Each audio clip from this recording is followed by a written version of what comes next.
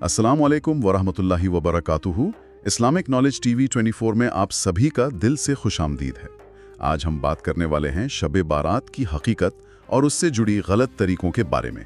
شب بارات کی رات کئی لوگوں کے ذہن میں حلوے کی خوشبو اور قبرستان کے باہر لگی بھیڑ۔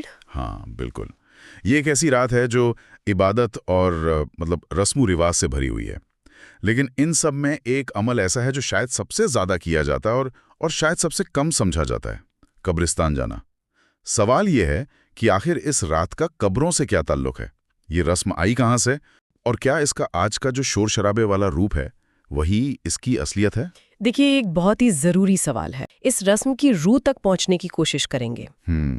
ہمارا مقصد صرف یہ جاننا نہیں کہ کیا ہوتا ہے، بلکہ یہ سمجھنا ہے کہ کیوں ہوتا ہے اور اسے کیسے کیا جانا چاہیے تھا۔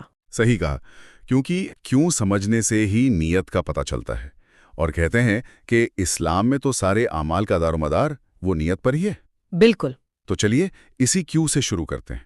آخر شب برات میں قبرستان جانے کے پیچھے کا اصل فلسفہ کیا ہے؟ تو اس عمل کے پیچھے 3 بہت گہری اور بنیادی وجہ سامنے آتی ہیں۔ 3 وجہ؟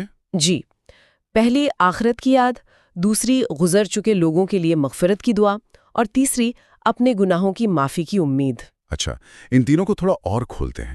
جب آپ کہتی ہیں آخرت کی یاد، تو اس کا کیا مطلب ہے؟ اس کا مطلب ہے موت کی حقیقت کا سامنا کرنا۔ دیکھیے، قبرستان ایک ایسی جگہ ہے جہاں بادشاہ اور فقیر، امیر اور غریب سب برابر ہیں، سب ایک جیسی مٹی میں دفن ہیں۔ جب انسان وہاں جاتا ہے تو اسے اپنی زندگی کی اصلیت اور اپنی آخری منزل یاد آتی ہے۔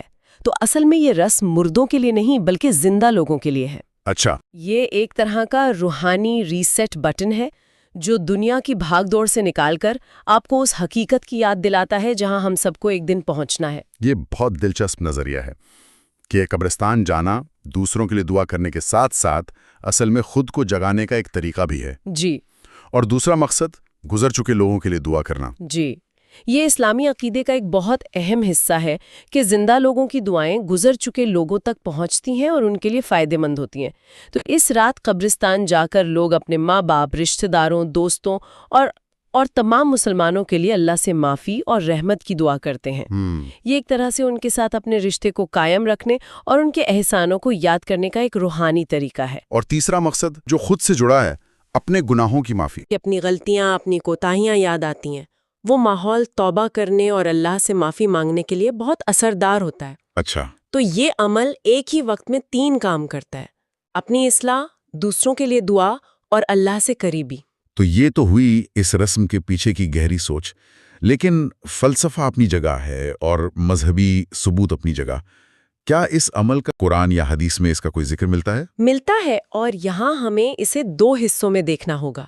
پہلا قرآن کا اصول اور دوسرا حدیث سے ملنے والا سیدھا ثبوت۔ ٹھیک ہے۔ قرآن میں سورہ حشر کی آیت نمبر 10 ہے جس میں ایک دعا سکھائی گئی ہے: اے ہمارے رب، ہمیں اور ہمارے ان بھائیوں کو بخش دے جو ہم سے پہلے ایمان کے ساتھ گزر گئے۔ اچھا، تو یہ آیت ایک عام اصول بتا رہی ہے، مطلب کہ جو لوگ اس دنیا سے چلے گئے ہیں ان کے لیے دعا کرنا ایک اچھا اور قرآنی عمل ہے۔ بالکل، یہ آیت اس بات کی بنیاد ہے کہ ایصال ثواب، یعنی اپنے نیک عمل کا ثواب دوسروں کو پہنچانا جائز ہے۔ لیکن یہاں ایک سوال اٹھ سکتا ہے، جیسا کہ آپ نے پوچھا، کہ یہ تو ایک عام حکم ہے، ہاں، اس کا شب بارات کی خاص رات سے کیا تعلق ہے؟ ہاں، میرا سوال یہی تھا۔ قرآن سے تو ایک اصول پتہ چلتا ہے، لیکن کیا اس خاص رات کو قبرستان جانے کا کوئی سیدھا ذکر بھی ملتا ہے؟ مطلب کیا پیغمبر محمد صلی اللہ علیہ وسلم نے خود ایسا کیا؟ اور یہیں پر حدیث کا کردار سامنے آتا ہے۔ حضرت عائشہ رضی اللہ عنہا سے ایک مشہور حدیث ہے جو سنن ترمذی میں درج ہے۔ وہ فرماتی ہیں کہ ایک رات انہوں نے نبی صلی اللہ علیہ وسلم کو اپنے بستر پر نہیں پایا۔ اچھا، وہ کہتی ہیں، میں آپ کی تلاش میں نکلی تو میں نے آپ کو جنت البقیع میں پایا۔ جنت البقیع یعنی مدینہ کا قبرستان؟ جی، مدینہ کا قبرستان۔ تو پیغمبر خود اس رات کو قبرستان گئے تھے؟ کیا حضرت عائشہ نے ان سے پوچھا کہ وہ وہاں کیا کر رہے تھے؟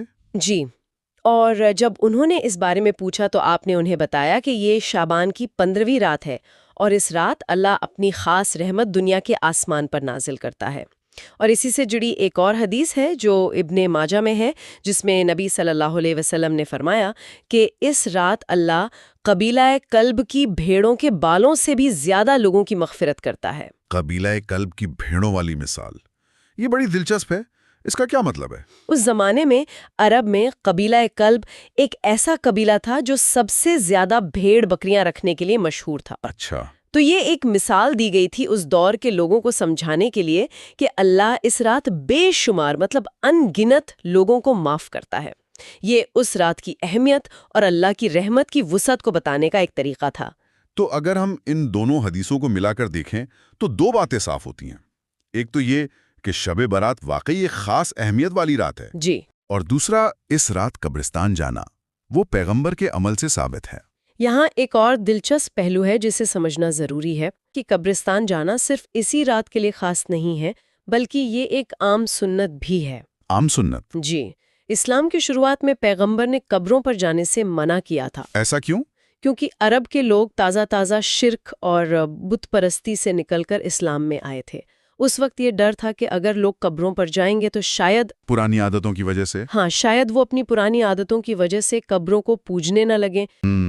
لیکن جب لوگوں کا عقیدہ مضبوط ہو گیا تو آپ نے اس کی اجازت دے دی۔ صحیح مسلم کی حدیث ہے، میں نے تمہیں پہلے قبروں پر جانے سے روکا تھا لیکن اب جایا کرو کیونکہ یہ موت کی یاد دلاتی ہے۔ تو قبرستان جانا اپنے آپ میں ایک نیک کام ہے، کیونکہ وہ آپ کو دنیا کی حقیقت یاد دلاتا ہے۔ اور جب یہ نیک کام شب برات جیسی فضیلت والی رات میں کیا جائے تو اس کا ثواب اور اس کی اہمیت اور بڑھ جاتی ہے۔ آپ نے بالکل صحیح نچوڑ نکالا۔ یہ ایک نیک وقت میں ایک نیک عمل کرنے جیسا ہو جاتا ہے۔ سنت پر عمل بھی ہو گیا اور ایک مبارک رات کی برکتیں بھی حاصل ہو گئیں۔ کچھ لوگ یہ بھی کہہ سکتے ہیں کہ یہ تو صرف 1 یا 2 بار کا واقعہ تھا۔ کیا اسے ہر سال کرنے کی ایک پکی رسم بنا لینا صحیح ہے؟ کہیں یہ بدعت یعنی دین میں ایک نئی چیز جوڑنے کے دائرے میں تو نہیں آ جاتا؟ یہ بہت ہی جائز سوال ہے، اس پر بہت صاف نظریہ پیش کرتے ہیں۔ یہیں پہ فرض، واجب، سنت، مستحب اور بدعت کے فرق کو سمجھنا ضروری ہے۔ ہاں، یہ بہت ضروری ہے۔ دیکھیے، فرض وہ ہے جسے کرنا لازمی ہے، جیسے نماز، اور نہ کرنے پر سخت گناہ ہے۔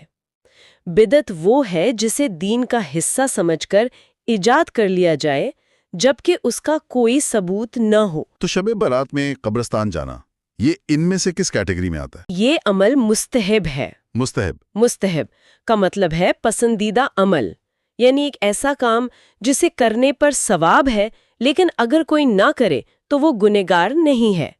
یہ نہ تو فرض ہے نہ ہی واجب۔ تو اس کا مطلب یہ ہوا کہ جو لوگ اسے ایک لازمی رسم سمجھتے ہیں اور جو نہیں جاتا اسے برا بھلا کہتے ہیں، وہ غلطی پر ہیں۔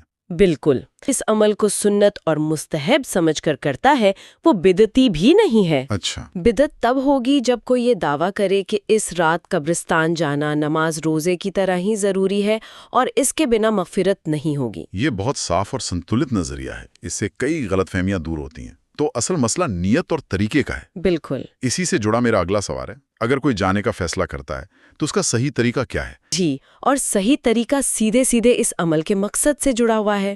مقصد ہے عبرت، دعا اور سکون، تو طریقہ بھی ویسا ہی ہونا چاہیے۔ صحیح طریقہ بہت سادہ ہے۔ پہلی بات، پوری خاموشی اور سکون کے ساتھ قبرستان جائیں۔ ٹھیک ہے۔ داخل ہوتے وقت سلام کی دعا پڑھے جو کہ مسنون ہے۔ قبروں کے پاس کھڑے ہو کر اپنے گزر چکے لوگوں کے لیے دل سے دعا کریں۔ قرآن کی کچھ آیتیں یا سورتیں پڑھ سکتے ہیں، اور سب سے اہم، اپنی موت کو یاد کریں اور اپنے گناہوں سے توبہ کریں۔ اور وہ کون سی چیزیں ہیں جن سے بچنا چاہیے؟ مطلب ڈونٹس کیا ہیں؟ ان سبھی چیزوں سے جو اس روحانی ماحول کو خراب کرتی ہیں۔ میں نے اپنی آنکھوں سے دیکھا ہے کہ لوگ قبرستان جیسی پرسکون جگہ کو ایک میلے جیسا بنا دیتے ہیں۔ صحیح بات ہے۔ پٹاخے پھوڑنا، تیز آوازیں کرنا، وہاں بیٹھ کر دنیاوی باتیں کرنا، ان سب چیزوں کا سنت سے کوئی تعلق نہیں ہے۔ یہ اس عمل کی روح کو ہی ختم کر دیتی ہیں۔ اس شور شرابے میں عبرت یا موت کی یاد تو بہت دور کی بات ہے، انسان کو سکون کے 2 پل بھی نہیں ملتے۔ تو جو صحیح طریقہ ہے وہ اس عمل کو ایک گہری اور ایک نجی عبادت بناتا ہے، اور جو غلط طریقے ہیں وہ اسے ایک دکھاوے کی اور شور شرابے والی سماجک رسم بنا دیتے ہیں۔ بالکل، یہ عمل اپنی اصل شکل میں بہت سادہ اور گہرا ہے، لیکن اکثر لوگ اس میں ایسی چیزیں جوڑ دیتے ہیں جس سے اس کا مقصد ہی فوت ہو جاتا ہے۔ تو اگر ہم آج کی اس پوری بات چیت کا نچوڑوں نکالیں تو ہم یہ کہہ سکتے ہیں کہ شب برات پر قبرستان جانا ایک ایسی رسم ہے جس کی جڑیں پیغمبر کی سنت میں ہیں، جی، جسے قرآن کے عام اصولوں کی حمایت حاصل ہے، اور جس کا اصل مقصد اپنی آخرت کو یاد کرنا، گزر چکے لوگوں کے لیے دعا کرنا اور اپنے گناہوں کی معافی مانگنا۔ اور اس میں سب سے اہم لفظ ہے نیت اور طریقہ۔ جب تک اسے ایک پسندیدہ عمل سمجھ کر بنا کسی زبردستی کے سنت میں بتائے گئے سادہ طریقے سے کیا جائے، یہ ایک بہت ہی فائدہ مند روحانی عمل ہے۔